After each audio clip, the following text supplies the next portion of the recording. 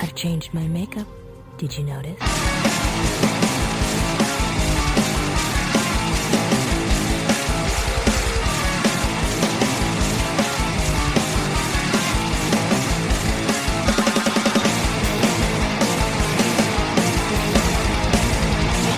Hello and welcome to Something Rotten, our Suda 51 season. Blake and I have finished Killer 7. I'm Killer 6. Blake, are you Killer 7? I don't know if this is appropriate for me to say, Jacob, or even ethical for me to say as a game journalist. I'm down so bad for Suda, not in like a dirty way, but I'm a freak for this man right now. I've been like looking, I wanted to ask if we record like 2 hours earlier. I've been busting at the brims to talk about this guy. Okay, Blake is busting. Oh my god, I'm so sorry. I'm so sorry I pushed our recording. I was furious. I was so fucking mad. I was like, the guest of all people. No, I'm kidding. It's totally fine. It gave me time to work. It was actually much appreciated. That third voice you hear, perhaps our most rotten guest yet. We have Renata Price, temp host of Remat Radio, lead designer at Farewell Games. You know her from Waypoint and Kotaku and many other game outlets. And I know her from... Some of which still exist. Some of which still exist. And I know her from 1 out of 3. constantly messaging me, is this a rotten game? What's on the short list, Renata? What games are you suggesting? Okay, you know what, let me just hop... I mean, the most recent two were... I started Tyranny the other day. Okay. And Planescape Torment, both of which I think deserve to count because I'm always either at the beginning or end of a CRPG kick. There's usually like a few weeks between a CRPG kick, but like, who are we kidding? And right now, Tyranny is like my main one. I think the issue with like doing games like that is not that we don't think they completely like count as rotten games. It's like it's the hour to time investment ratio that we can't justify. Oh, no, I said as much immediately. Yeah. Now, that said, so nebula.tv/somethingrotten, you know, you get them numbers up, people will start playing these damn longer games. Blake has never played Disco Elysium, which is maybe the most rotten CRPG. That's true. Sorry, you've never played Disco? I Oh never my have. god, how much money would it take to get you to do a season that was Planescape Torment and Disco Elysium, which would be the both? ideal. I mean, But because you have to do them together, because Planescape and Disco are like Planescape is like what is the peak of this form for like the late 90s, right? And then Disco is like what is the peak of this form for the late 2010s, and like that's a fascinating conversation to have between games that are both fundamentally about using CRPG mechanics to like talk about identity, right? Planescape Torment is about the construction of self through role-playing, and that's also what Disco Elysium is. They're begging to talk to each other. They're also evil. Now look, I'm sold on the games themselves. The hours, which is the real question here. I think I make like 57 grand a year. That's probably what we're looking at for me to play 2 CRPGs. You have to pay me $56,000. Now, maybe we can do one of them one season, then the next. Well, no, because we need them to speak to each other. I mean, we've been discussing doing, we've got some games coming up that will be covered in more than 2 episodes, which is breaking format. So like the framework is there. It could happen. Vote with your dollar, dear listener. That's all I'm saying. Pay me to do this. Give Blake $40. Please, someone. No one will. It's a problem I'm encountering in my day-to-day life. So something that I mentioned last week when we were talking about the first half of this game with Sergio Vasquez, who's world's biggest fan of Killer 7 and Suda 51, is that Renata, you mentioned to me that your like initial exposure to this game and initial fandom, I think, was built around like watching YouTube Let's Plays of it. Is that, Correct. Am I remembering that right? This is correct. My first experience with Killer 7 and like most vivid experience with Killer 7 was watching 2 Something Awful Let's Players, Chip and Ironicus, Hell yeah. play through Killer 7. Don't go back to that series. I'm sure both of them say things in it that they no longer stand by. I know, because I checked. Hey, friends of the show, Chip and Ironicus. We love them. Yeah, they're great. Glad they've learned. Hell yeah. But that the Let's Play series was like, I remember it very vividly as like a game that like imprinted itself very clearly on like my young brain, despite the fact that I never like actually got around to playing it. Because like the main way that I played games historically is like, you know, up until like 16, 17, was renting them from a family video. And I would go every day with my grandmother to rent something from a family video. And somehow Killer7 was not among the games rented from family video, despite the fact that I'm pretty damn sure I got through most of that PS2 catalog. I'm pretty sure, and somehow Killer7 was missed. Well, they and knew so, the PS2 port was pretty mid, and so they were like, can't pick that one Not up. at the family video. Come on, we're a family company. Come on, movies lovers love family video. Come on. Was that a nationwide chain, or was that like a Midwest Southern chain? Was that a Midwest Southern? All right, let's all check. Blake, you had family video? I grew up in Kentucky, and we had family video. Okay. Did you I don't have think it? I encountered it in North Carolina. Okay. And then, Rin, Okay. where are you from? I'm from rural Ohio. Okay, so like same-ish region as me. Maybe Midwestern. It may be the Midwestern. Because, like, we had a Blockbuster, but that died quick. The family video really kept going for a minute. I do have vivid memories of my own video rental store, which also did games. I would just go and like stare at the box covers for games that I was both like too young and didn't have the consoles for. And the most memorable one for me is the cover of Dead Rising is the fucking hardest video game cover ever. And I could not play that game because I didn't have an Xbox and I, wasn't allowed to play M games. But I would just look at that, which is, the main character like hitting a zombie with a TV and there are just like 700 zombies on the cover. Yeah. And I was like, this must be the greatest game of all time. So I encountered something interesting about family video. Please. There were 750 plus stores pre-2020. Family Video only shut down in 2022, believe it or not. Wow, I'm not surprised. They really lasted. Yeah, I'm not entirely sure where across the country they were, but they were in the US and Canada. But because this is shouts out to Family Video, because competitor Blockbuster's main focus was larger cities, Family Video is mostly established in rural suburbs and small to mid-sized cities. So there you go, friends of the show. There were 250 stores as of 2021.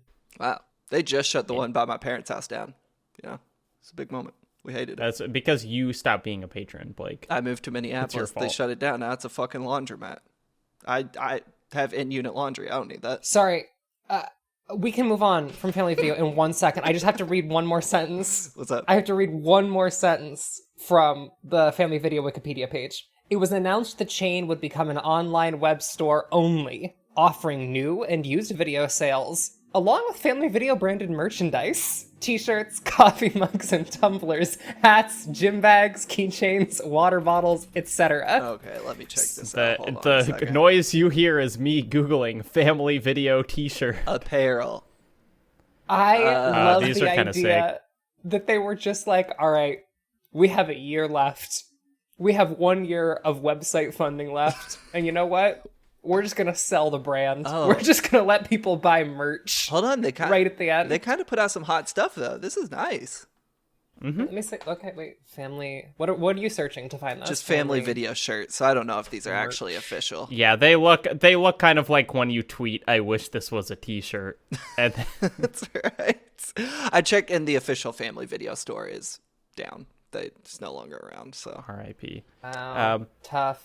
Well, I do think something that I want to talk about with this YouTube thing is I think that this is a game that uniquely lends itself to YouTube ability, because like something that we talked with Serial about last week is that like trying to describe any broader arc of this game is really hard, but like any individual scene is just so immediately compelling that you're just like, oh my god, I can't take my eyes off of this. And I feel like I assume you watched the whole game played, but like I know that I saw clips of Killer7 on YouTube, and it's like, I didn't know what was going on, but I just played the whole game, and I still kind of don't know what's going on. And like my reaction to those clips, seeing them on YouTube and playing them now, was like basically the same, because they are just so like visually striking. It's a game that washes over you, and like I think like video, like especially as like 13, like it's the kind of thing that like I would honestly be interested in. Like, you know what? I'm not interested in doing this because I got this. Watching a Let's Play of Killer7 is like sitting in a room full of people having an art house movie happen to them all at once. where it's like, okay, cool. I'm gonna need y'all two to like explain what you think just happened while I sit quietly over here. And like, honestly, that's not a bad way to like experience Killer 7. Hey, if you don't want to try the PC part of the game, maybe put on your 2007 boots and actually do go and watch that Let's Play. Yeah. But make sure the 2007 boots are on, please. However,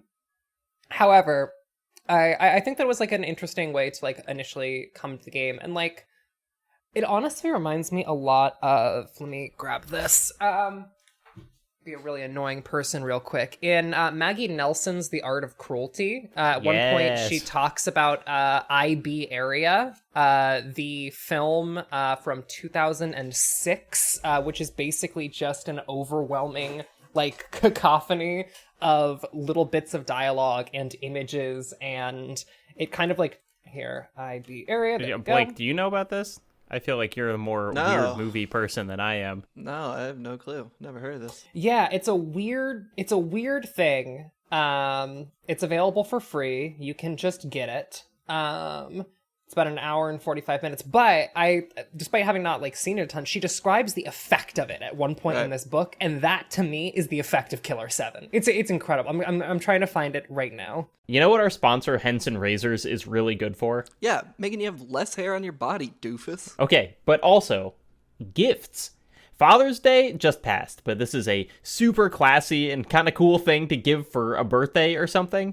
My friend's son recently graduated high school, and this is a true story. He got him a Henson razor as like a "you're a man now" present. Son, here's your razor. Jacob, you're like 26. How do you have a friend that just got a son that graduated high school? Because I have mature friends, Blake. Well, regardless, I hope your friend remembered to go to hensonshaving.com, use the promo code ROTTEN, so he could also give his son a free box of blades. Happy graduation, son. Here's 100 razor blades. Jacob, do you think we host a good podcast? Yeah, I think so. Do you? Hell no. Have you heard this thing? It's full of ads where we act like buffoons. Okay, a little rude. I write most of the ads. That's why I subscribe to the Something Rotten podcast on Nebula, where I get early, bonus, and most importantly, ad-free episodes delivered straight to my podcast app of choice. Do you not like my ads? We get people telling us they like our ads. A few months ago, I went to nebula.tv/somethingrotten. I paid a small monthly fee, and now I have access to this show. Jacob, I also have access to all your secret videos, like where you cook with your partner. Those are very good. That's true. And thousands of hours of other great podcasts and videos from creators I love, like Leo Vader. You ever heard of this guy? Funny as the day is long.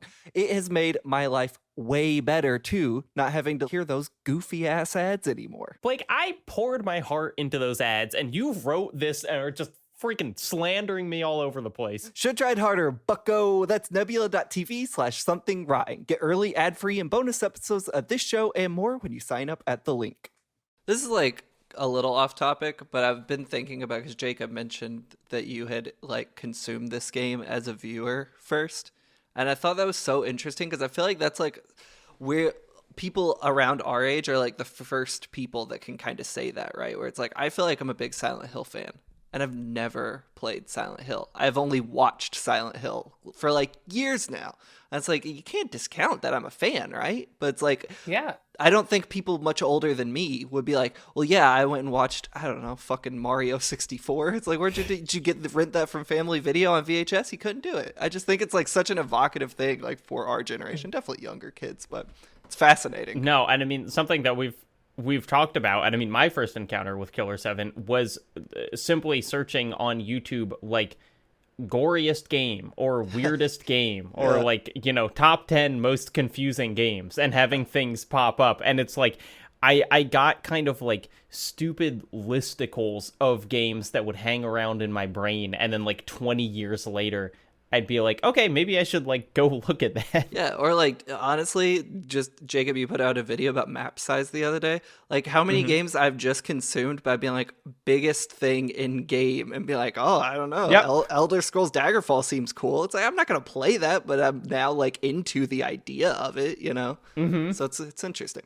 On the bit I'm looking for, the passage that to me is Killer 7 to me. This is again from Maggie Nelson's The Art of Cruelty, A Reckoning. IB Area takes incapacity to absorb, to make sense, to cohere, to sort, to concentrate as its starting point. Then it amplifies this incapacity by turning up the speed, the color, the hysteria, the flicker. Image or speech overflow is no longer a problem, and certainly not one that art could or should aid in solving. It is where we live, at least while watching Trek Artan, or in this case, playing Suda 51. It is our abstract plot of now. Like, that to me is what Killer7 is. It is the abstract plot of now. Both, like, in terms of, like, the way that it's being deployed here by Nelson, but also, like, quite literally, the game's narrative is, like, deeply abstract, but fundamentally about, like, the current moment in, like, politics and, like, within the world in a way that I find, like, deeply fascinating. And, like, it's like playing Killer7 feels like watching Suda 51 spill, like, a box labeled the contemporary condition and just spilling it on the ground and be like, fuck, what am I supposed to do with this? Yeah, and, you know, I mean, at least Blake and I are fans of Mr. Kojima, though it's like, you know, him spilling is this kind of, like, cloying, you know, almost like this, his commentary on modern life is, like, so, I don't know, like, specific and kind of thought through and over-explained that it can, you know, ultimately be, like, very frustrating. Where this, we talked about again last week, it's like the enormous holes in the story and the philosophy and everything of this game, the things that make it so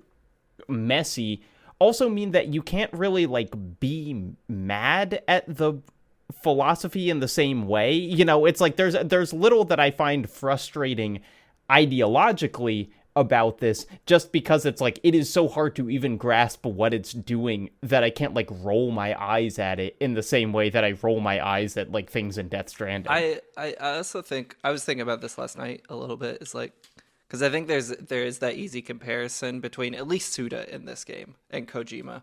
I think a big difference is, like, maybe this is a little reductive. I think Kojima is a good writer in a, like, idea sense. I think his dialogue is just dog shit in a lot of cases. Suda, I think, is, like, a really strong, just, like, dialogue writer throughout this entire game.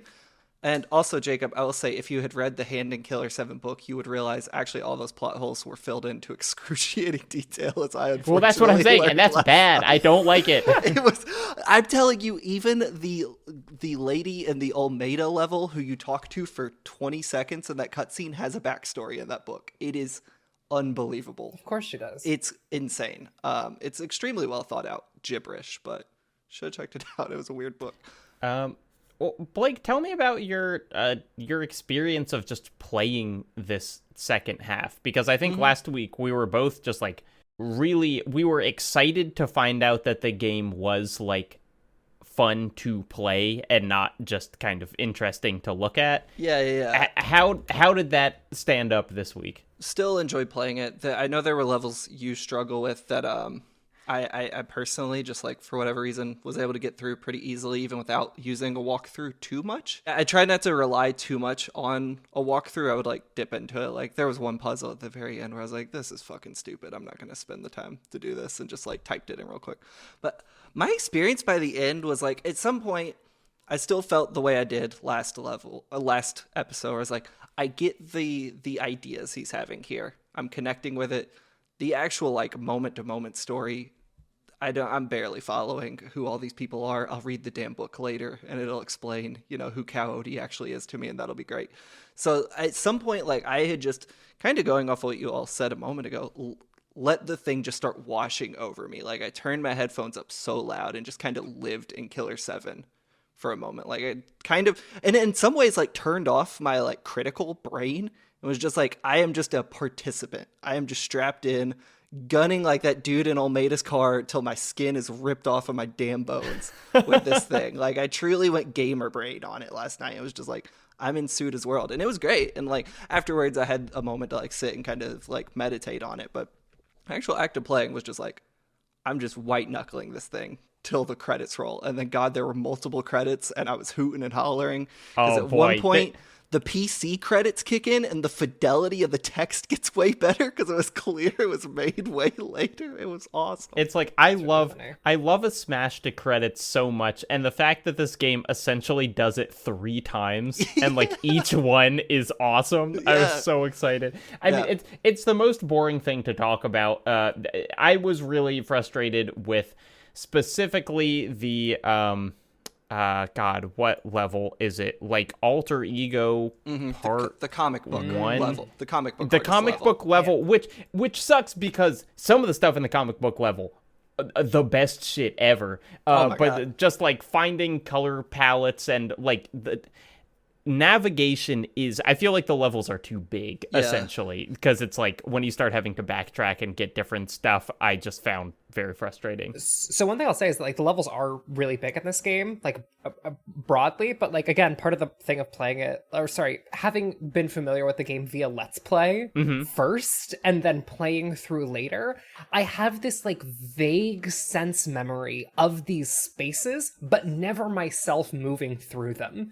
And so like there is a like I recognize this image, right? And one of the things I was gonna like, there's a lot of like recognizable moments for me when playing this game because, you know, to jump back for 1 second to what Blake was saying about this game's writing, there are just sentences in this game that like feel like getting hit with a leg sweep, where it's just like Dude. I wrote down so many quotes for this section specifically. Bro, I went to see the devil, now it's your turn? Are you kidding me? Like, killed me. Knocked me on my damn ass. This is the hardest written game of all time.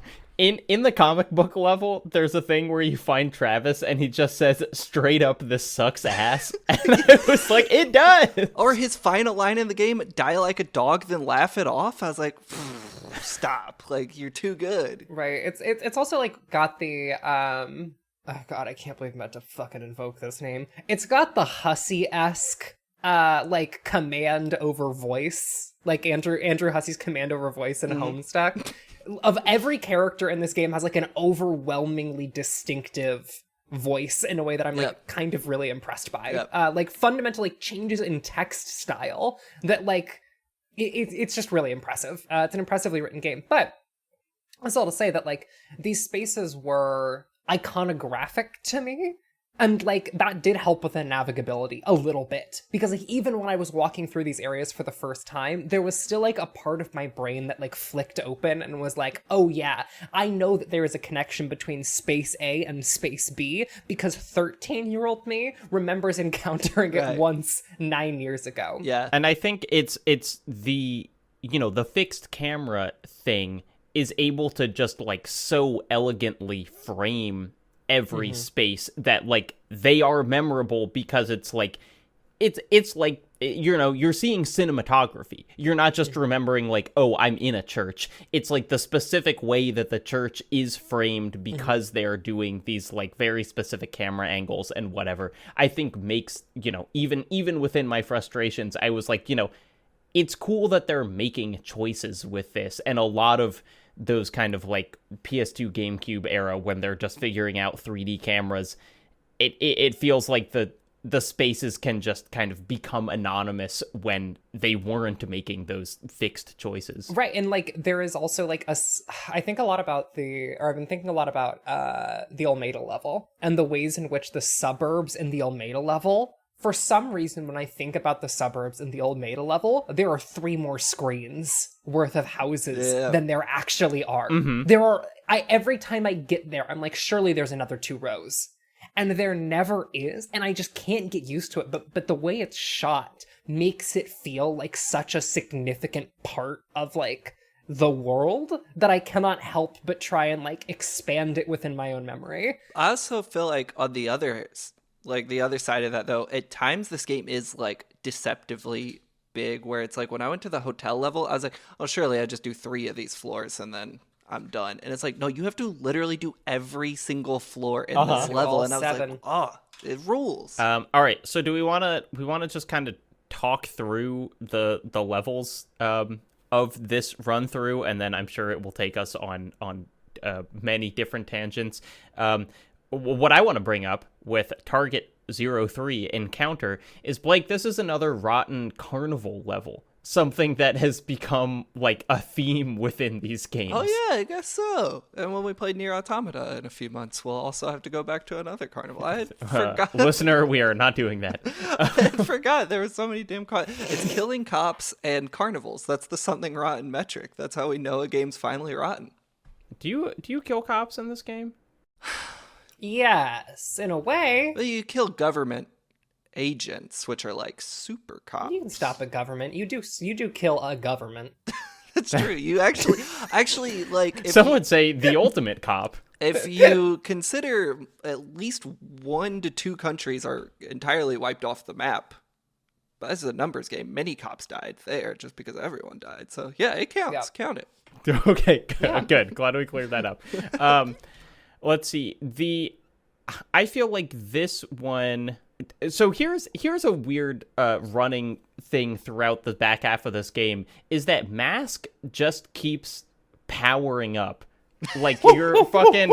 I complained in the first episode. It was like I don't understand how I'm supposed to use this fucking wrestler with his grenade launchers. They seem like they suck. And as if the game heard me, they make him better like 3 times throughout the section until he is like almost unquestionably the best one by the end. My headcanon for why that happens is just Suda loves wrestling. Like, and of that's course. no narrative reason. He's just like, I'm so into wrestling, I want to make this dude. Yeah, and you know what? He is. Also, his up. lines are really good. Mask to Smith's lines are, I think, on the whole, pretty funny. Yeah, absolutely. I am consistently charmed by our good friend Mask to Smith. With I think Mask is the only character who's the only person who can take out a certain enemy type, right? Dan can take out the nests. Yeah, Dan yeah, has but that. Everyone can take out the nest. Oh, that's true. Yeah, it just takes way more It's shots. just harder. Yeah, I guess Mask would be the armored enemies. Or some of the hulky dudes. Yeah. Yeah, I mean, and they in what I would consider probably too much. They're like, okay, this one mask vial. This enemy, 2 mask vials. This third guy, 3 mask vials. It's honestly, I find it a little bit charming. That they were just like, let's give you these weird guys. Here you go. It's an easy escalation. I like that they don't overcomplicate it.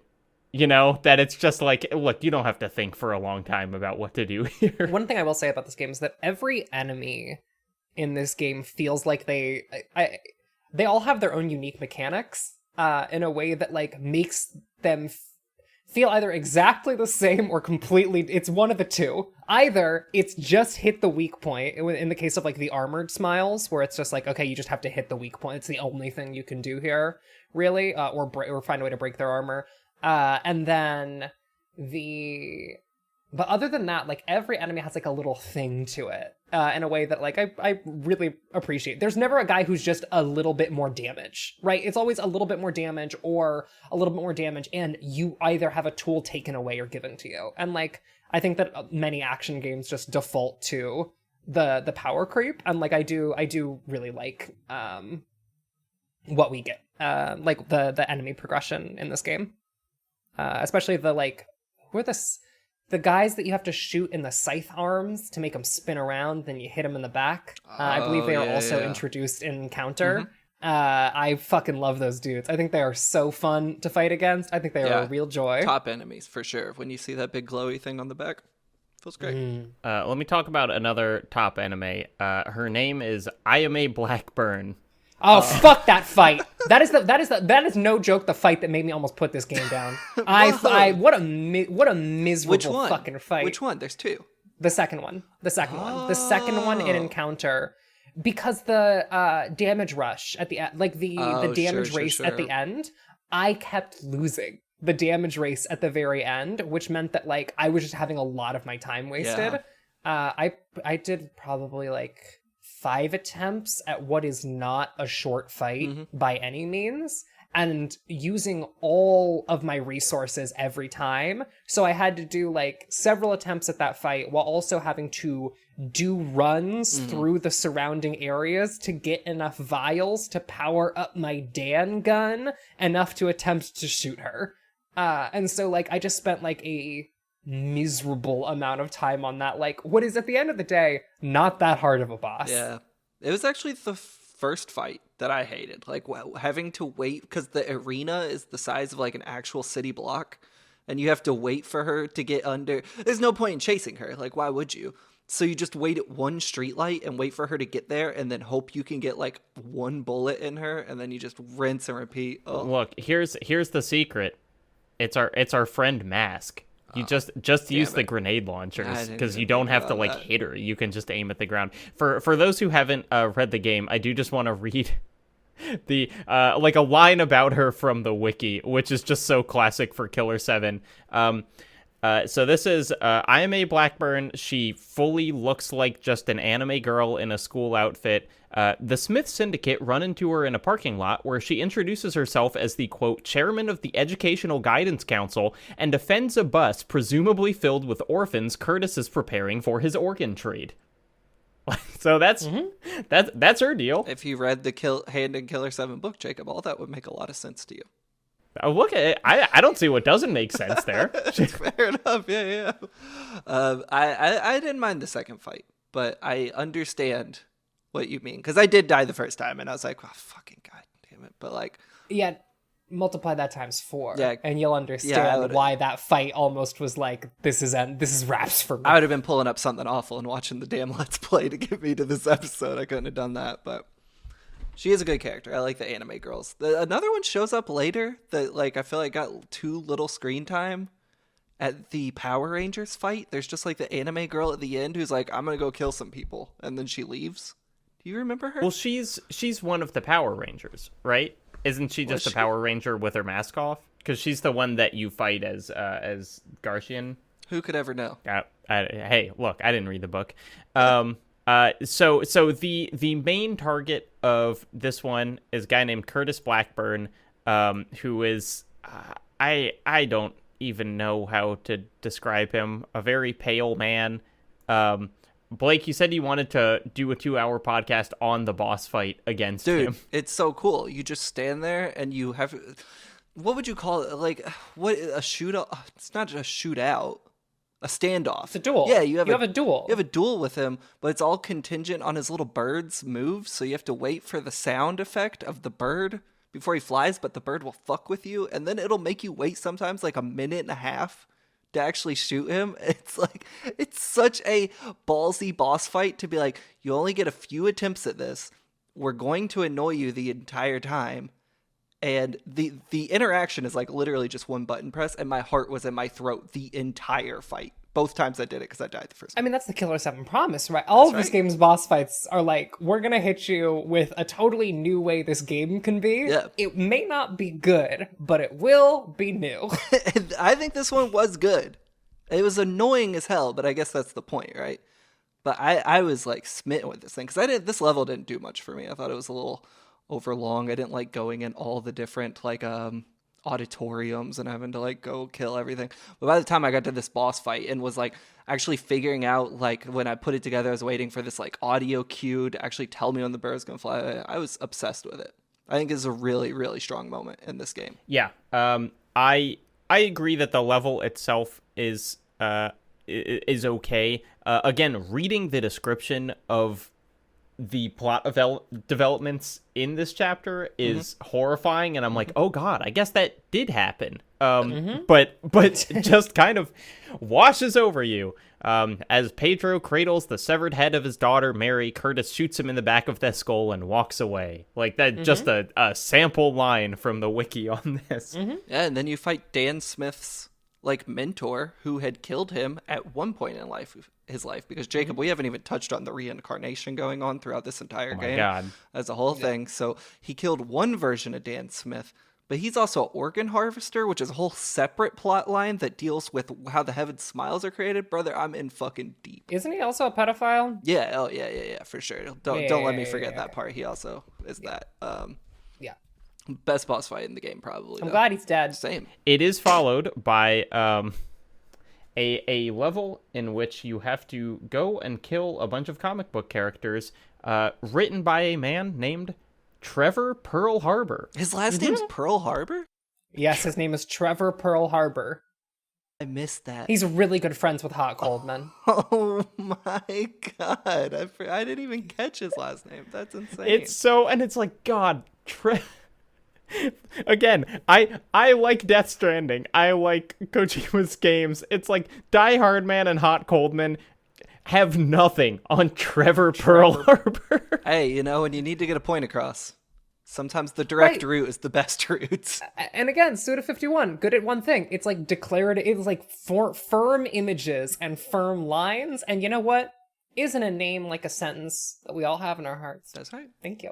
I think this level is really... I think it's maybe more readable on like an allegorical level than some of the other ones, because it's kind of like the Olmeda level in that it is like more self-contained. It's not as much about like the plot of the rest of the game.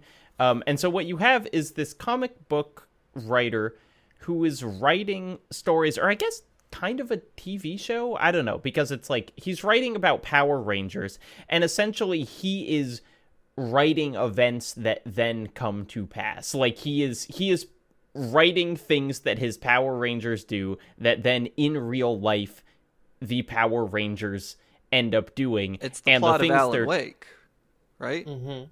Yeah. Just like Alan Wake. Alan Wake took it from Killer7. And one of the things that the Power Rangers do, to be clear, their name is the Handsome Men, not the Power Rangers. One of the things the Handsome Men do is assassinate Democratic Party Congressman Steve Thunderson. And so what I guess what I like about this is it feels like a very direct conversation about, like, media's role in violence, which is something that we talk about all the time on this show, of being like, is, with this comic character, essentially, like, he's writing comic books, and then those violent things that he writes in the comic books are happening in real life, which is, the argument that people make against violent video games and media in general, is that, like, you're going to inspire real life events. And so I don't really know what the game is saying about it, but I do really like the just, like, very explicit entering of this idea that Suda is doing, like, into this game's conversation. I was just talk about Love Wilcox, the character who shows up at the end of this sequence. Was she the other anime girl you were referring to? Mm-hmm. Yeah. Great. What a weird fucking thing for the game to do, is to be like, no. There was a second more writer who's been writing the game even more. And you know what? This is not her problem. She's gonna go. She's fine over there. And, like, shitposting aside, the thing that she ends up saying that I think is, like, really much more interesting than, like, the initial, like, what does violent media do to us thing, is, like, Love Wilcox showing up and being like, oh, yeah, this is a story about violence because it's useful to tell people, like, to get people acclimated to violence and to, like, structure the narratives of their lives in this way. This is just a propaganda campaign. Like, what are we doing here? It's that simple in a way that, like, I find very fun. Something that I think, similar to the Olmeda level, this level also has, like, the production value just suddenly skyrockets. There are, like, really, really good looking animated cutscenes in this level. Like, they're still 360p because that's whatever it was rendered at, but there are things that look almost, I don't know, like Cowboy Bebop-esque in terms of, like, you have this whole showdown between Dan and Trevor Pearl Harbor that is, like, lavishly animated, and then the boss fight to this level is something that happens, like, several times in the last half of the game, which is that, like, each member of Killer7 faces off against someone, and it is another one of these conceptual boss fights where it's like, I don't think what you do matters at all, right? Mm-hmm. So it's just, like, every Killer7 has, like, a double on the Handsome Men that have exactly the same silhouette and exactly the same weapon, and you're just standing in the middle of, like, Times Square in New York shooting at each other, and just then arbitrarily the game decides, like, one of you dies or the other. And so you have, like, Harmon in his wheelchair with his Barrett 50 cal shooting a member of the Handsome Men who's in a wheelchair with a Barrett 50 cal, and like all of them, and it's like it's weirdly nerve-wracking, even though it's predetermined, because it's like going back and forth and you don't know like who's, you know, your members are falling and their members are falling in relatively equal measure, and it's saved ultimately at the end by Mask getting back up, getting a new wrestling mask, and being like even more powerful than he was before. I think the Love Wilcox thing about her kind of being like, hey, acclimate yourself to violence, I think that is like a broader pitch of the last episode we talked about the way this game came out a few years after 9/11, and it was kind of dealing with the theater of like terrorism prevention, you know, like ground all the planes, blah blah blah, all this stuff. And then the thrust of the game seems to also hint at like, we didn't stop terrorism, we just created these like illusions that terrorism was over. We had ended it. We blew up the bombs in the sky. And it seems like this game is also saying like the reality is actually much worse. It is going to be a violent reality for us. We're just going to pretend to be surprised by it as a culture. Well, I mean, the utility to me of like all of this game's plotting, and like it's super complex plotting on all of these conspiracies and all this shit, right? Is that like Love Wilcox is like, hey, I write the story, right? However, I think it goes beyond saying just like, oh, this is the theater of safety from terrorism, but more that like the war on terror is a tool of empire writ large and not one unique to the United States in the particular moment that it finds itself in. Yeah. Because like so much of this game is like setting up the fact that, you know, Harmon Smith and Kun Lan have been having this fight with each other over the course of like hundreds of years, reincarnating over and over and over and over again to keep having this stupid fucking fight. And like it does the reveal, right? It does the reveal that like, oh, the terrorist faction, quote unquote, in this case the Heaven Smiles, was of course created by us. Right. They have to be created by us. But at the end of the game, like, that's one of the things that fascinates me about the final choice of the game, is that like, no matter what empire wins, at the end of an empire is created, whether it be a new version of, you know, a resurgent Japanese empire or a, you know, continually hegemonic US empire. You are choosing empires. And like what we are looking at in Killer 7 is just like, feels like the absurdity of living in a world in which empire always wins. Right. In which like cruelty, you know, world peace has been achieved through the like consistent distribution of cruelty throughout every single moment of all of these characters' lives. I think I think the game ends on like such a wonderful, cynical note of like, you know, when you started this game, you maybe were like, oh, what the fuck? They ended terrorism? That's pretty impressive. And then at the end, it's like, not really, because these two old dudes are still fighting. Like, we didn't end anything. And I think it's like such a good, bitter note to leave the game on. Yeah, it's kind of...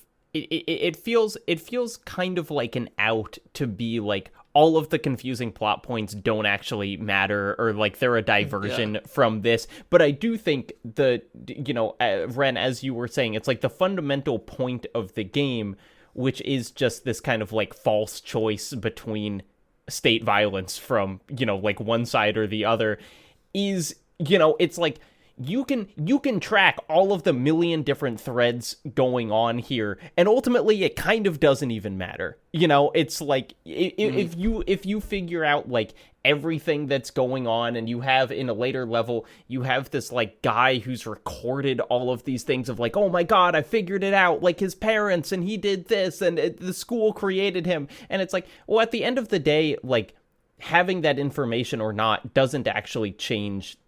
You can't change the outcome with that. Like, you know, having that doesn't change the fact that, like, ultimately the world is going to be blown up by one person or another. Well, also the fact that, like, the Iwazaru reveal at the end, the Iwazaru is Kun Lan, or at least the final smile is Kun Lan wearing, like, Iwazaru's, like, clothing, is that, like, again, this has been a game the whole time, right? Like, Kun Lan and Harmon Smith have been right next to each other literally the entire time, and they're going to take a break for a bit.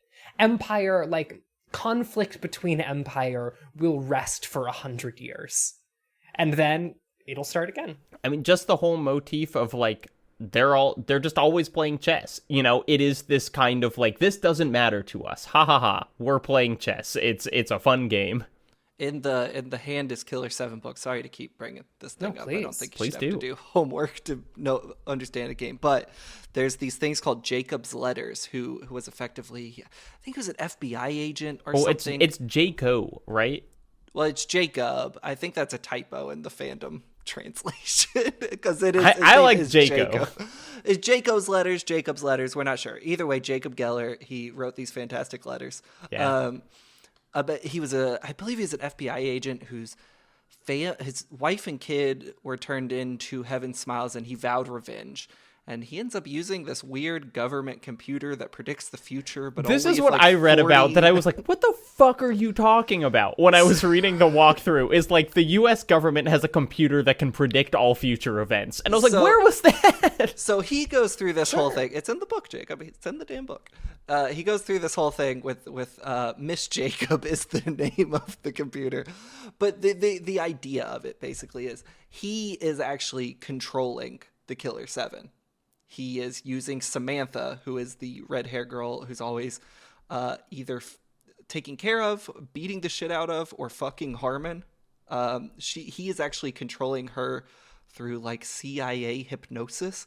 And then the end of it reveals that like he is also a pawn. So at every step of the Escape story is just like blowing out further and further that these two old dudes playing their game of chess are just controlling everyone. Like every layer of the onion always goes back to that central idea. I mean, even like the actual like active play of this game is like taking control of these characters in this. Like I read like in preparation for this podcast, I read a couple of like short pieces about this game, and one of which was a write up of the game from I believe 2007.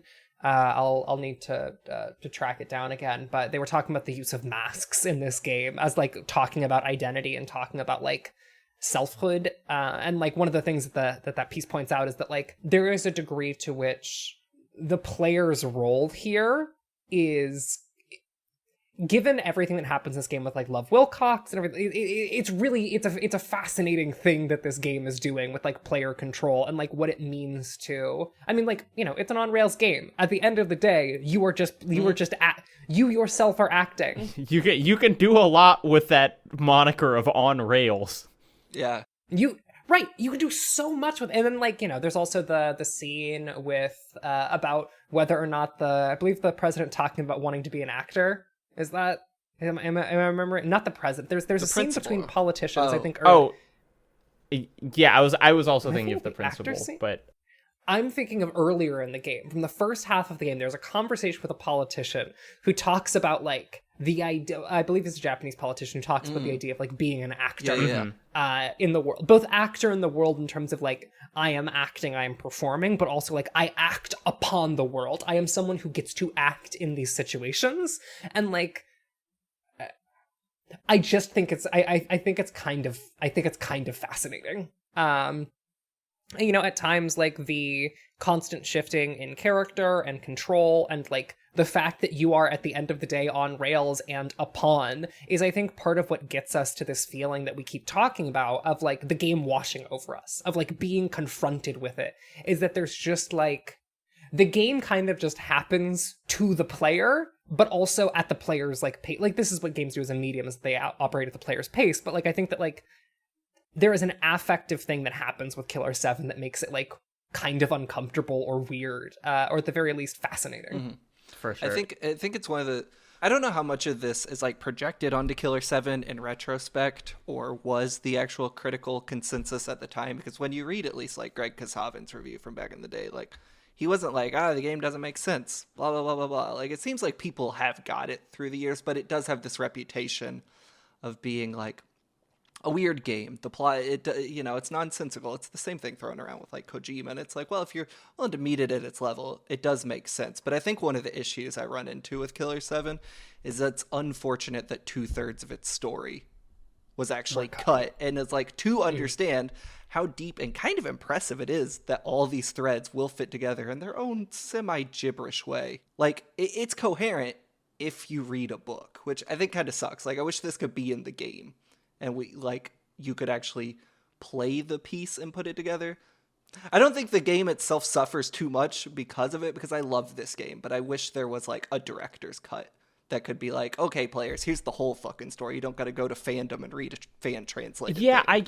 I guess, but it's like, I guess I want there to be a director's cut because I don't want to play it. You know, like I want to play the whole version of it that like doesn't answer any of this, because like personally, I just think in the act of playing the game, I would get overwhelmed if I was also learning about Jaco and Miss Jaco. Yeah. It's like I was already struggling, and part of that is, of course, that the story isn't all there. But it's just like I think that like the pacing of this game would just take a big ol' hit if you included all of that. I think you would lose the power of the image in this way of like the way that this game just confronts you with an image and then keeps on going. Like I think a lot about, again, to cycle back to Almeida, the game just invokes like sundown towns and then just keeps on sprinting. Like it does not even slow down. It throws out a line and then just keeps going. And like I think that tone and like that feeling that like I think ends up really working for me completely falls apart if this game gets expanded over, an additional 2 hours of cutscenes, because like 2/3 of this game story was cut. Yeah. There is still an hours plus of cutscene in this video game, and like, damn, that's a lot. That's not including chatting with like Iwazaru or Travis or like half a dozen other people in this game. Maybe I didn't explain myself well enough. I think like what bums me out about the cut content and the book is more that like the reputation this game has is one of like nonsensicalness. And it's like, well, it's all there. Because like when I played the game, I was like, wow, I think this is the most interesting game we've played for Something Rotten. But I had no clue, because all I knew about it going in was like, I'm going to play a game. It's not going to make any damn sense. And it's going to be kind of cool. It's like, I wish that it had a better reputation, but I think just like by the nature of it being kind of cut down and a bit hard to follow, like it doesn't hit every player in that way that it maybe could under different circumstances. But that said, like as the product that it is that I downloaded on Steam, I completely love start to finish. You know what I'm saying? Like, but there is part of me that's like, I wish there was a better option for people who wanted to like get more out of it than like tracking down this book that, Do either of you remember who says the line in this game, which is we all had our like craziest lines ever in this. Someone says, "There is no justice here, only the purity of atrocity." No. Which I wrote down, and I was like, should that just be the motto of Something Rotten? Like, only Ren is once again holding up the book, The Art of Cruelty. Wow, believe it or not, when you Google that, the first result is the Clooney Foundation for Justice, and nothing from Killer7. I was searching for there is no I guess Handsome Black says that. Yeah. Okay. The voyage of the Killer7 begins. Sure. This is in this GameFAQs story breakdown, or no, it's just in like a script, but there is one of these GameFAQs story breakdowns that is 120 pages long, which at some point I will dive into. I started reading it and was already just enjoying so much. It was like, okay, here's how the story works. 1, spirituality. 2, country. 3, folks. 4, ghosts. And it was like doing that level of breakdown, and I was thrilled.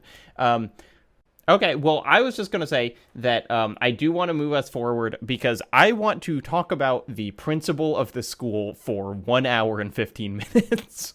Okay, hold on. Then before we do that, I have one question. Yeah. Who the fuck is screaming in Garcian's trailer? Iwazaru. Oh, okay. No further questions. Thank you. Is it? It's the locked room. Yeah, I believe it's the locked room. Is Iwazaru / Kunlan like doing BDSM? Oh, okay. So I'll tell you. Here's a different answer from the from that 120-page GameFAQs breakdown that I started to read, which is that their theory is that it is the kind of like when you see Harmon in there, like old man Harmon, he is basically in a vegetative state, like he can't really do anything, and like Samantha is raping him essentially. And so it is what they posited was that it's essentially his like repressed, tortured mind that's screaming. Whatever it is a crazy vibe to just be running around and hear that screaming in the trailer. And then there's like the one time that you get to go into the, I guess not the locked room, but the basement. And I was like, finally, I'm going to find out what it is. And instead it's just Harmon and Kung Lao playing chess. Bro, the mental preparation I was doing before going into that basement to finally see what was screaming, I was not prepared. Like, the last thing I was prepared for was a chess game between these two old men. What a moment. It was great. Okay, so the next... Well, so Smile, the level, is in two parts. One of the parts is this hotel, which you return to a couple times. The first time is fine. It's not the most interesting, even though I do like that you go up every level. But I just want to skip to the school, man, because... It pulled something that the original Postal does, actually, which we've talked about, where it said, like, next level, elementary school. And I was just like, oh my god! Like, I could not believe, which is, again, something Postal does, like, final level, elementary school, and then it turns out he's in, like, a psych ward or whatever. But I was worried at the level of rottenness this game was going to go into. But it turns out it's a primarily empty school. You run around it for a long time. There's a thing where Travis is on an elliptical behind a hidden wall, which was one of my biggest laugh lines of the game. Is there anything here that you'll want to talk about before we get to that final scene with the principal? Yeah, I like Travis in the locker. I thought that was pretty funny. Travis is so cool. He's like smashed in there. He's making a funny face. It's good stuff. Hell yeah. I'm ready to talk about the principal wannabe president. Okay, Absolutely. Benjamin Keene. So you get to kind of the final room, or one of the final rooms of the school. You're playing as Garcian, and you meet a principal in there, the principal of the school. You found out the school is essentially brainwashing kids to be government agents of some kind. But the principal is just in there. He has a revolver. He says, let's play Russian roulette. I win. No, you win. I'll tell you the secret to pick up any woman. I win, and you have to kill the president. Which is already very confusing, because if you lose in Russian roulette, you're not able to do anything afterwards. Well, Killer7, they reincarnate. Yeah, they're fine. That's true. Well, I don't know if that principal reincarnates. Garcian couldn't kill himself, probably. We see he is not able to do it later in the game. But anyway, so you have this. I mean, it is. Any Russian roulette scene I do love. You have this principal who is like sweating bullets. He's freaking out, but every time he pulls the trigger, he's like, okay, well, clearly the next one, Garcian's going to kill himself, and then he'll kill the president, and then I'll get to be the president. Garcian is cool as a cucumber, immediately just picks it up, pulls the trigger at his head, nothing happens. You go back and forth 5 times, and the principal's like, haha, see, you lost, because obviously the next one has the bullet. And Garcian's like, you think I'm a fucking idiot? This gun has 7 chambers, so it's you. And then the principal picks up the gun, yells, women are all the same, and blows his brains out, which is maybe the single funniest thing I have seen happen in a game. Absolutely. I just can't get over it. I've thought about it so many times. Just penning the script and having this man yell, women are all the same, and then blowing his brains out. What a game with such a confusing relationship to women. What a fascinating video game. I was looking through a piece by Ed Smith over at, I'm checking my notes here. It's called Vice.com. Never heard of it. Not familiar. There's a line in here about the ways in which there we go. this is a wild opening sentence. It's also the last decent game by Goichi Suda, aka Suda51. There are some opinions about Suda51's follow-up games here, which I will not repeat. Wow. However, the piece that I'm looking at, the line I'm looking for is, in Killer7, though sex was uneasy, bleak, the aforementioned talking head in the tumble dryer named Susie relays the story of her first boyfriend and how he tried to grab her one night. The relationship between patriarch Harmon Smith and his assistant Samantha has hints of dom and subplay, and then there's Curtis Blackburn, the grotesque rapist, murderer, and organ trafficker who dresses his accomplices like an anime girl and has a fetish for turning people into mannequins. From Susie's tale to Blackburn's evil, to Harmon eyeballing Samantha in her uniform, Killer7 casts a condemning eye at men and male objectification of women. I don't know if I totally agree with where it lands here, but I am also fascinated by lines like "women are all the same," at which point a man then blows his brains out for no reason. Yeah, it's tough, because it's like, this is also a game where I believe literally every woman in it is raped at some point, that is Kaide? No, I guess not. I believe she may be. I don't think she is. I believe she's the one exception. I'm checking this now. And maybe the anime girl, chief of the education thing, though she was working for a pedophile rapist, so who knows. So it's like, it is kind of one of those things where it's like, well, the game is acknowledging that, like, terrible things happen to women. It's not really acknowledging anything other than that, that kind of seems to be its stance, which is another running theme for Rotten games, is that their take on women is they have violence done to them, which is certainly the case for, all of the Killer7 have been killed multiple times. Kaide is the only one who has the evidence of that always visible on, she's running around in a blood-soaked dress.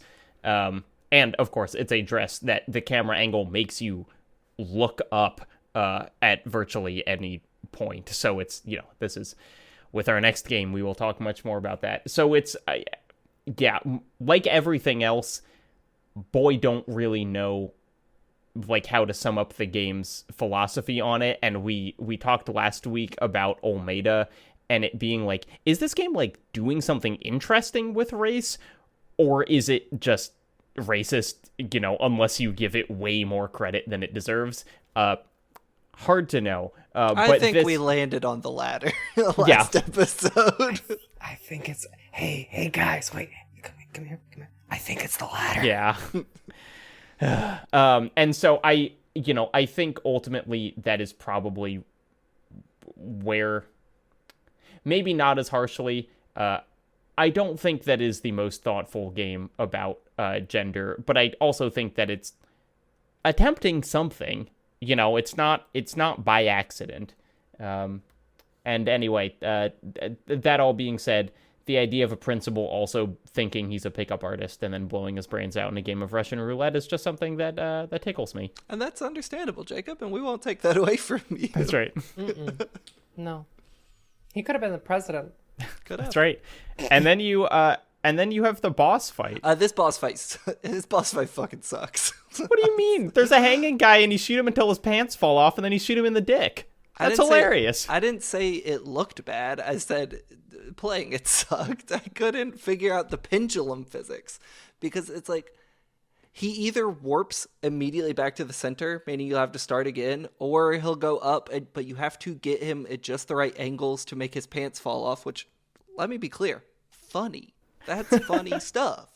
But I could not get the physics of this fucking boss right. It drove me crazy. Yeah. I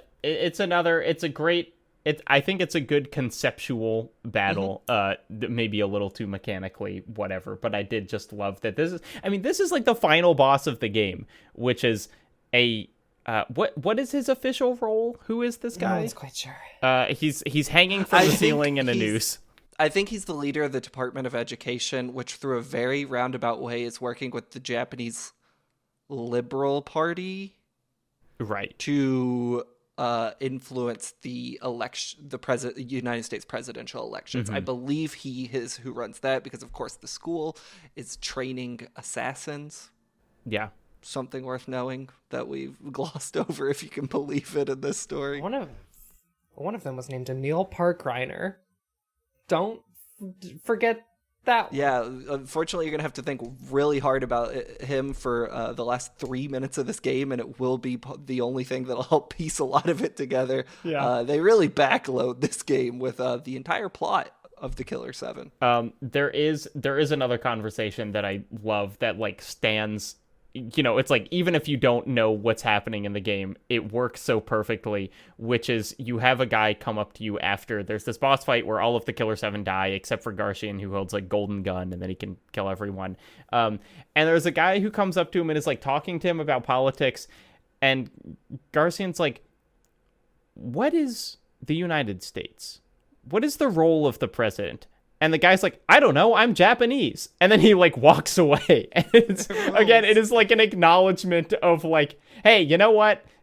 Tracking every plot point in here, not the most important thing. Well, I guess we need to talk about the hotel. Garcian goes to the hotel. You learn about who he really is, which is Amir Parkriner, right? Emir Parkriner, Right. yeah. The former editor-in-chief of my magazine, Game Informer, Andrew Amir Parkriner. You learn. Wow, that was a long run to get there. And we got there, and we were all happy to take that journey. The entire middle part of the name was we got there. That's incredible. We got there. Hey, only the best here on Something Rotten. There were 4 syllables. Nebula.tv/SomethingRotten. You can pay for this material. Anyway, we learned that Garcian was actually a orphan trained. Jacob, help me out here. Oh, don't ask me what's going on. All right, so we learned that Garcian has 3 eyes. That's important, I believe. His name is Amir Parkriner. He was trained at the school. He's an assassin who killed the Union 7, which was the actual name of the Killer 7. Now, the Union 7 is a group of young Japanese politicians or activists, maybe both, but they're also, depending on the point in the reincarnation, not all from Japan. Actually, I don't think any of them are from Japan. Kaide is from Seattle, but of Japanese descent. The rest of them are from other parts of the world, including the UK and South America. Anyway, they become the Killer 7 based on the names of the murders that Amir Parkriner did at the Union 7 at the hotel. And then at that point, he was found on the roof by Harmon, brought under his wing. Harmon has the ability to consume corpses. And then... Sorry, can I ask? Yeah, by all means. Can I ask a clarifying question? Yeah. I thought that Amir kills Harmon, and that's how he kills Harmon and then gains the power to turn into... Like, he kills a Harmon. Right, Not okay. Harmon broadly, because Harmon can resurrect, but he kills a Harmon. Harmon Smith, the guy, gets got. Harmon Smith, the idea/entity, continues to exist and then takes over, occasionally, Amir's body in the form of Garcian Smith. Based on my understanding, which, to be clear, is thorough, I would say both of these things could be true, and I don't know, maybe I skipped over that part of the book. I'm not actually sure. I do know, though, at one point, Dan Smith tried to kill Harmon in a fit of rage, and that's why Harmon is paralyzed. Just an interesting kind of plot point there. I do know that. So, Amir Parkriner, so Harmon can become other people, including 7 others, you might say, that are being controlled by Jacob. So we gotta go back to this, the Jaco reports. They're all being controlled by Jaco, who's being controlled by a computer that's owned by the United States government. And Jaco is influencing Samantha, who in turn is somehow influencing the Killer 7. Yes, Samantha is abusing Harmon to psychologically condition the Killer 7 into doing specific jobs. Right. Yes. But now where does the guy come in that calls you on the phone and leaves the voicemail? No one's quite sure. Dan? Yeah, no one knows. That they left that part out of the book. Well, and it's worth saying that that Samantha dies at some point, and it's like that has plot relevance, but it also has like you for the last like level or two of the game, the save room is just different because Samantha was like the person who helped you save, and then you go in there and instead it's just some like butler that you've never met, and he helps you save, which I think is a very fun kind of like story acknowledgement in the mechanics of the game. And personally, as far as I'm concerned, I think we did a great job explaining who Amir Parkreiner is and why that's relevant to the end of the game. That's right. Blake, I feel like it's been long enough that we've been offering Nebula exclusive stuff that we just need to run down some of the things people can get right now if they sign up and listen to this podcast on Nebula. All right, tell me. Okay, first off, bonus episode for every season. So that's us talking about snuff films alongside Manhunt, comic books with The Darkness, Come and See with Call of Duty. Also, those episodes have some of our best guests, like Gareth Damian Martin, the person who made Citizen Sleeper, talking about Kafka and Serial Experiments Lane, or my favorite YouTuber, Noah Caldwell-Gervais, and his thoughts on Cormac McCarthy and The Last of Us. Okay, but also, you forgot all the other secret stuff we put up there, like 2 hours of us raving about the Resident Evil 4 remake, or you and your partner doing an extra episode on The Last of Us 2, or a new episode where we rave about the DLC for the Resident Evil remake. We're ranting and damn raving on that bonus feed. Do you think we talk about Resident Evil 4 too much? Hell no. We don't talk about it enough. That's why we're pivoting the show to something Resident Evil. That's it. That's like a dozen hours of podcasts right there that you can only hear on Nebula. And there are more every season. Sign up at nebula.tv/somethingrotten to hear them and give us money. Because if you sign up, we get money. Which means more bonus stuff. And I can fix my bike finally. I'm tired of the modern world, Jacob. Oh, I can't wait to hear where this is going. Everything is just like designed to be cheap and break after one use. It's all plastic and it all just kind of sucks and I just end up throwing it away. Except for this one thing. Blake, if this is about Gundams... Except for these two things. I'm talking about my Henson Razor, Jacob, the sponsor of this podcast. See, unlike everything else in my life, this is solid. It's metal. It's designed to stick around. And here's the wildest thing. Henson Shaving is also an aerospace parts manufacturer. I didn't know that until reading this right now. They're making and engineering their razors with the same kind of quality and precision. Do you know about the diving board problem, Jacob? I absolutely do not. So, all right, hear me out. So razor blades are like diving boards. If they stick out further, they wiggle more. And this wiggle is what causes cuts and razor burn and all that stuff you don't want on your face or other parts.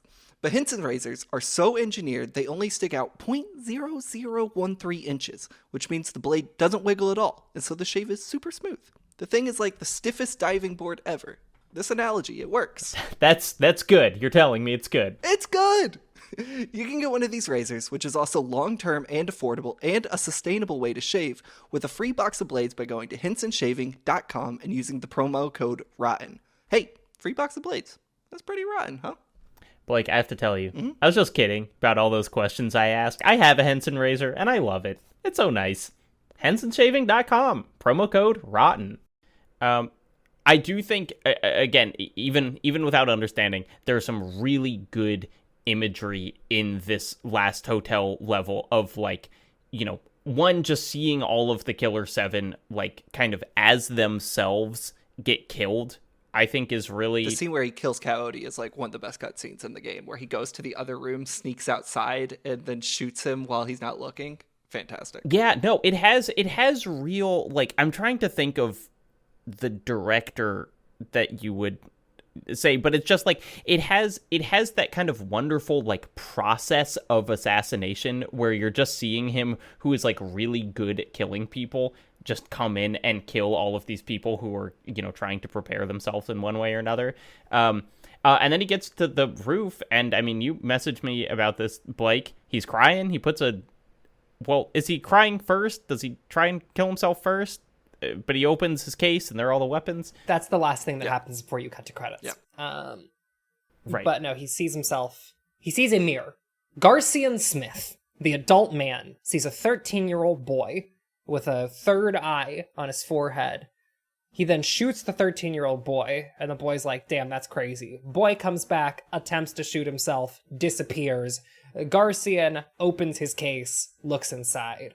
The 7 weapons of the Killer 7. Yeah. Which is, like, it's not a reveal because we knew, like, that all of the Killer 7 were, like, the same through the whole game. But, like, it is that just thing of, like, Garcian's been carrying this briefcase for the whole game, and just like seeing it open and seeing everyone's weapons in there is so cool, just as like a visual motif. Well, also, like, the thing is that, like, the player knows, but I don't think Garcian does. Yeah. And that's the thing that, like, makes all of this, like, land for me. And again, the game's, like, ideas about actors and performativity and masks and, like, what the player's role in the narrative actually is, all of this shit, like, comes to a head with Garcian. With also, at this point, all the other Persona are dead.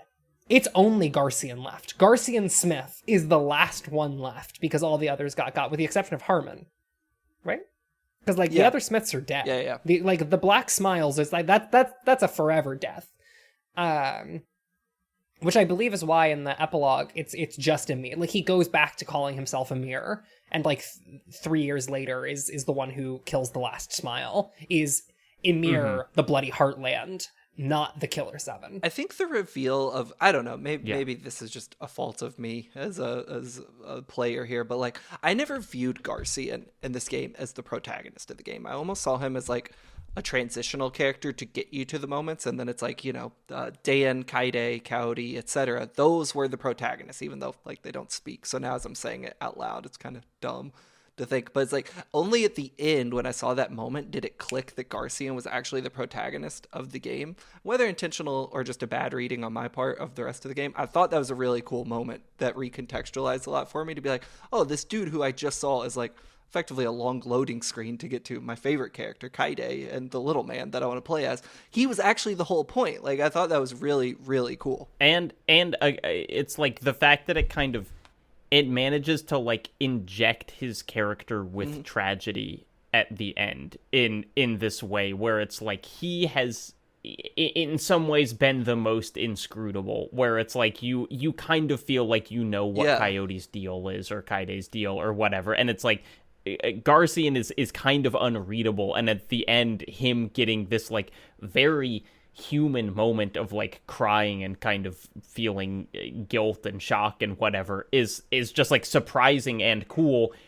And you know, as you said, it's like realizing that he was kind of the main character, especially because Harmon is, you know, like an unrelatable god, and so you need someone who you can connect to. It speaks to how strong the writing is in this game. It's like, well, even for how strong it is, there's a lack of humanity in it until this final moment. Basically, the only humanity you ever see is allocated to like 25 seconds when Harmon cries. And the writing up to that point is still strong enough that that moment lands incredibly hard, as if like you had really experienced who Harmon was. Or Garcian, I'm sorry, Garcian is who I meant to say, up to that point. Like I thought it was in a fairly moving moment in a like shocking way for a game that is almost devoid of human emotion. Yeah, and the other thing is that, like, Garcian, who becomes then Emir, that Emir is the one who makes the decision at the end of the game. That is the person, like, you do not make a single actual decision in the video game Killer 7 until Emir makes the decision, having been freed, quote unquote, of the Smith personae. But I think that, like, it's a really well done moment that also, like, I don't know, I think you're right, it injects a sense of tragedy to like a bunch of other lines he has throughout the game. The way he talks about children, for example, then gets like colored by the fact that, like, you know, he was at the elementary school, he was abused at the elementary school that you go through. Like Coburn Elementary School is Emir / Garcian's old elementary school, right? And so like all of it gets recolored through this lens of like Garcian is if Emir is like cold-blooded killer, likes killing, Garcian, in the same way that the other killers, like the other like Killer 7, are kind of inversions of the way they were when they died. You know, Mask was not wearing his mask when he was killed, and so he powers up 3 times throughout the game, etc., etc. Like, all of the characters have this like mirror of the way they died. Coyote wasn't able to get the drop on, Emir, and so from that point forward is able to jump onto high plate. Like, it's it's silly, but it's cute. And so there's all these like cute little things. But then, like, I guess Garcian's is the human face. He is the human face of the Smiths at this point. He is the person who interfaces with everyone. He is the person who comments on the fact that the world they live in is cruel. Yes, he kills people, but he's like, it's fucked up that shit happens to kids. Yeah. Right? And then he remembers who he is, and it breaks him. And I just think that's such a fucking good character moment that I cannot help but be like, yeah, I'm really, I think that, like, I think that it's just really well done. Yeah, absolutely. And so we have Credit Smash Part 1, and then you watch all the credits, and then it turns out there's another level, Target 06, Lion. Hey, quick question, folks. What country y'all blow up? Well, I guess I killed Kenjiro, so I blew up Japan, right? Wow, that's so fucked up, dude. How could you do that? I saved him. I had no clue what the outcome was going to be. I saved him, and then America was blown up eventually. Yeah. Right? That's what happens? Japan invades America. Okay. Yeah, so this last... One very clever thing is, like, at the beginning of these missions, you always shoot this outline of a target, and it's always, like, a human figure. In this one, it's a flag, and so it's like whatever you're doing, you are assassinating a country. You're playing as, it's 3 years later, you're playing as Amir Park Reiner. You're on a battleship island, which is on this giant highway that they built between the United States and Japan. Like, halfway in the middle is just like an island. That's a real place. That's Hashima Island in Japan, an abandoned military island. Just a cool fun fact. Oh, well, it does not have a highway connecting to it. No, believe it or not, it does. Blake, you are absolutely correct. Anyway, so you go there. You have the golden gun, so you're just kind of gunning down these invisible smiles, and then you chase the last one through a number of turns. You meet with Kenjiro Matsuoka, who I realized only in this last thing is voiced by Steve Bloom. And then I was like, oh, there he is. And you just have the choice of killing him or not. I killed him just because I was like, I don't know what the events are either way. This game feels like it's about killing. So, like, what? I'm going to stop now? Good line, Jacob. It seemed... So I had a similar thought. I was like, narratively, it makes most sense to kill him, which made me choose to not kill him to see what would happen. And then I just watched on YouTube. But, like, you know, I was going down a similar track as you. I just ultimately turned left instead of right. Or actually, technically, it would have been right instead of left based on the decision. Ren, did you think through your decision about to kill him or not? At this point, I was firmly in the, like, oh, this is a game about Empire winning no matter what. And so, like, I pulled the trigger because, like, truly, the game is like, these two states are so intertwined with one another. The people who run them are no longer separable, right? Like that is the purpose of, like, that elementary school and, like, the Department of Education and all that shit, is that, like, these states are so intertwined. And I think that, like, this gets, again, back to the game's, like, weird thoughts on, like, global politics, is that, like, these two states have become so fundamentally intertwined with one another, they can no longer be separated at all. In terms of, like, their history, in terms of their culture, in terms of their modern, like, political machine. I mean, like, wait, actually, now that I think about it, all of the Japanese politicians are secretly puppeted by Americans, and all of the American politicians are secretly puppeted by the Japanese state. Yeah. It's one for one. Yeah, it'll really fuck your understanding of the game up when you learn that Japan is choosing the presidents of the U.S. It's like, wait a fucking second. So whatever your choice, the game ends with this just insane screen. I was so happy, again, that I killed him, because it just cuts to, it's like, you kill the last smile, who is Koglan as Iwazaru. What, you're like, what does that mean? And then it just cuts to a wide, and, like, 100 missiles hit the island, and it just blows the fuck up, and then they're like words slammed on the screen that says Japan destroyed in 2014 in an attack by the United States, and then it just smashes to credits, and I was like, this is the greatest game I've ever played. Yes, and if you choose to spare him, then it has a very similar thing where you see a bunch of Japanese planes flying towards the U.S., and it said the UN allied forces launched a full-scale attack on the United States. And so either way, it's like one country blows up or the other. Either way, greatest game we've ever played. And that's it. What a title. Can I go through my notes that I didn't have any room to talk about in natural conversation here? Absolutely. Okay, so we have at immediately the halfway point of the game, it only then occurred to me that the voicemail guy is actually the overpass guy. So the first half of the game, I kept being like, who the fuck is this guy calling me? Only found out later who that was. I wrote down the line, this place is the birthplace of murder. Great line. Thought that was good stuff. Oh, wait, we didn't talk about the last scene of the game, even though we mentioned it Well, we did earlier. Yeah, so it cuts to 100 years later, and Harmon and Kunlun are still just shooting each other in the future. I believe it's the level with the comic artist. At one point, inexplicably, don't understand, the guy in the blood room, you go to be like, hey, take my blood, bro.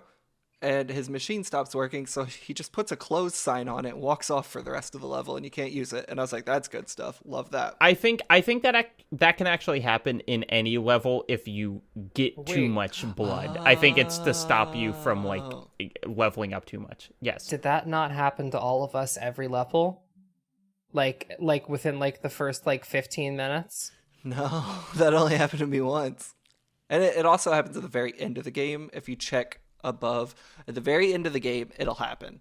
If you check the TV right before the final credits, it's closed, but it can happen also naturally within the rest of the game. No, but I think, Ren, I think it's essentially an XP cap on the level, and so you were like killing the maximum amount of smiles or getting the most thick blood for every level. You were farming heaven smiles. Yeah.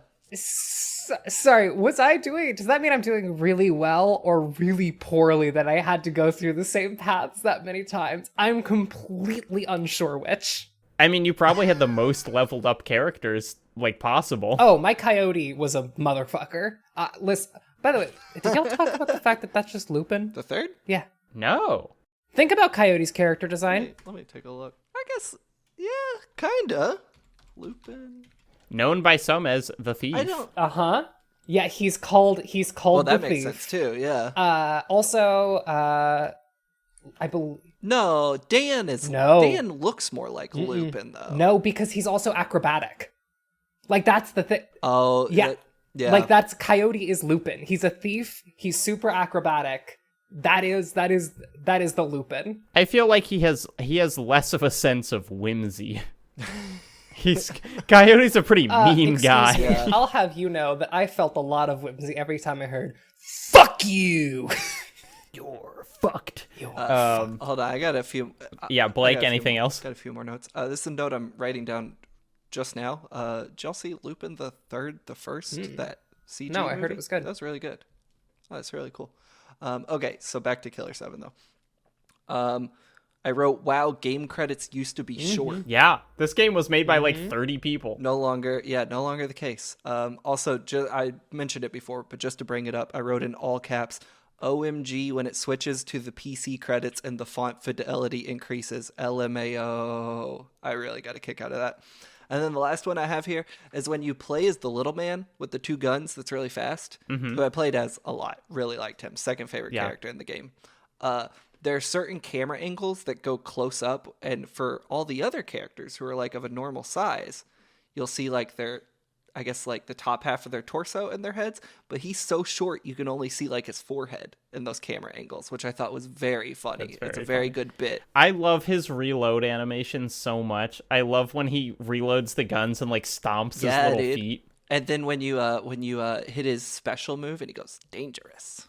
So good. He's such a good character. Second best character in the whole game. Behind Kaide. One of my notes that we didn't talk about is the final boss, the guy who you make his pants fall off and shoot him in the dick. His name is Greg Nightmare. True. Oh, that's good. Just another good name. Quick question, Jacob. Renata, jump in if you have strong thoughts here.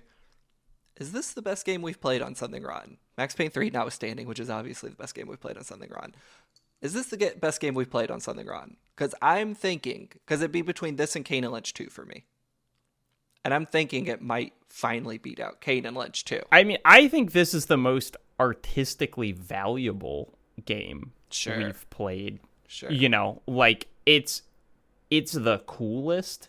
It's certainly not the game that I would, like, choose to replay the most, but it might be the one that I'm, like, most glad that we did. Yeah, I think that so far of the games y'all have played, this is the one that I have found most interesting. Like, listen, I'm thrilled y'all brought me on for this one. Truly. Glad I could be pulled off the bench for arguably the most fun one. Yeah. Oh, we were thinking about having you for Manhunt too, but we decided that we should be kind instead. I take it back. Actually, that was the best game we played on Something Rotten. Manhunt 2, that dreadful piece Y'all of did shit. Darkness 1 and 2, right? Mm-hmm. Yeah. We liked those. I think the Darkness 2, no, it's actually, I don't get to make that claim. It's been too many years since I played the Darkness 2. I was about to say something real dumb. Oh, I mean, it's only been a few months. It was the most fun game we've played by far. God, that game rules. An incredible game, but not artistically valuable, I would say, in the same way that Killer7 is. It's got cool graphics, both cel-shaded. Is the Darkness? Yeah, where do you think it got that idea from? Come on, the hell it got it from. Suda51 invented cel shading with Killer7. From Sly Cooper, which we should play on Sunday. The Darkness 2 is Steam Deck verified. Let's fucking go. That game's so I'm the good. winner. Oh, but then you're It's losing. so good. Then you're losing mouse and keyboard support, which it really feels good with mouse and keyboard. Having that quad wielding. Oh wait, Ren, you wanted to talk about the Steam Deck aiming. So yeah, I got pretty okay at clicking on things in Killer7. And that's in part because I used the Steam Deck. Do y'all have Steam Decks? Yeah. No. So that has a trackpad that you can assign to do whatever the fuck you want. And so instead of using the left stick most of the time, because I still wanted to stand by the original intention of the game's controls, and so I did not move it away from my left hand and my left thumb. My left thumb was still doing the action, but the action was swiping around on a trackpad, which allows for significantly finer precision movement than your traditional stick. And so that was one of my little edges that I had as I was playing through the game, was being able to have a little bit more fine precision aiming from time to time when I was playing with a trackpad, which I think was a cool way to play the game, and a testament to how much I really like the Steam Deck and how I think it's a really clever piece of tech, and that all of the control remapping shit is kind of crazy. On Steam Deck, how does because I played on mouse and keyboard, and you can hot swap between the characters with the number keys. How does the character switching work on Steam Deck? Do you have to go on the menu? Oh, I probably could have bound that. I'm sure I could have bound that. Yeah. You know what? I can check right now. Time for a replay. Killer 8. Right If you can. Okay, give me 1 sec. I can check this. Look, while Ren is running to get her Steam Deck to check these, Blake, you want to talk about what we're doing next? Oh, yeah. Hey, folks. Blake here from Something Rotten Podcast. Nebula.tv/SomethingRotten. Pay up, bitch. We were going to play Flower, Sun, and Rain next week, and Jacob sent me a message, and I quote, Jacob said, "I'm playing this game, and it stinks like dog crap." And I said, "We're both dog owners. I know you don't say that lightly." And I said, "You want to play No More Heroes instead?" And he said, "Yes." So, folks, that's what we're doing. Yeah, so Flower, Sun, and Rain, potentially a very interesting game. The only way to play it these days is on DS emulation, which is just not a fun way to sit at your desk and witness. And which one are we talking about? We were going to play Flower, Sun, and Rain for the next game, but we're not anymore because it's very hard to access. And once you start playing it, then you have to play it, which I found also not a good experience. So instead, we're playing No More Heroes, and we're going to see if Ed Smith was right about this being Suda's last good game. Here's the thing, listeners. You should know Something Rotten is not afraid of playing bad games, because we've played mostly bad games. So Flower, Sun, and Rain had to be really something else for us to audible at the last second. I'm not even saying it's bad. I'm just saying envisioning myself for the next 12 hours sitting at my PC playing that DS emulator, I just wanted to die. So instead, we are doing No More Heroes. Hell yeah. And I'm excited about it on the Switch. I'm going to play it in bed. My favorite way to play games. Don't get to do it enough. Legitimately, this is why I bought a Steam Deck. It is, I would go as far as saying improved my quality of life. Because I can just play games in bed while my girlfriend and I watch Love Island. And I think that's a joyous experience, is to watch the dumbest straight people you've ever seen all sit in a shitty room together while you have Killer7 in your hands. That's actually me and Jacob recording this podcast. Yeah. Also, yeah, I have found the answer to your question. I could probably get it working. Yeah, I could get that working. I could bind it to the back buttons. Mm-hmm. Or I could get real freaky with it and bind it to a trackpad. I could bind it to the right trackpad if I wanted to. I could be a real freak. Just quickly swap through them. The ultimate You can do hot radio swap. menus with these trackpads. That thing's crazy. How much does that thing cost? This thing, it's currently on sale. Hey Blake, I'd like to plug the. Hey Blake, I'd like to plug the Steam Deck. You can use my affiliate link. That's a lie. Now we'll be happy to when Valve Nebula.tv/somethingrottenpodcast hit me up, Valve. Hey, Valve, you can just sponsor us directly. It's true. Jokes. That aside, listen to Remap Radio. It's the podcast that I'm on. The sequel to Waypoint Radio. I would say Remap equally as good as Waypoint Radio, which is a podcast I listen to every week. So yeah, there we go. I'm loving the new show. Great theme song as well. Shout out to Mello. Renata, you're also you're making a game? Yeah, I'm working on a videoed game, they call these. I am lead designer at a indie studio that is currently... If Jacob and Blake's cries for millions of dollars haven't compelled you enough, if you want to give me millions of dollars, then you know what? Literally millions of dollars. Then I can give you a video game in a few years. But I'm working at a game studio as the lead designer on a game called Sun Doesn't Set, which is a tactics RPG about shared dreaming, inspired by Disco Elysium, Persona 2, and Into the Breach. Those are our three big polls, and Three good games. Hell yeah. And you can follow me on Twitter and find the other places that I work at Ren or Raven. Absolutely. Thank you so much for coming on the show. As I said, yeah, we already listened to true delight. We already listened to hours of you on podcasts, and now we have a few hours with you on our podcast. So it all worked out great. Thank you so much. Is this the longest episode of Something Rotten? If it's not, it's only seconded by the first Killer7 episode, which was also about an hour and a half long. Hey, it's a game that begs for discussion. Anyway, you will hear if No More Heroes can carry that mantle next week. Until then, for Blake Hester, I'm Jacob Geller with this very important advice for you, which is that all women are the same. I'll cut that, Jacob. Don't worry. I won't let that go out into the world. Do you want me to say it? I'm a girl.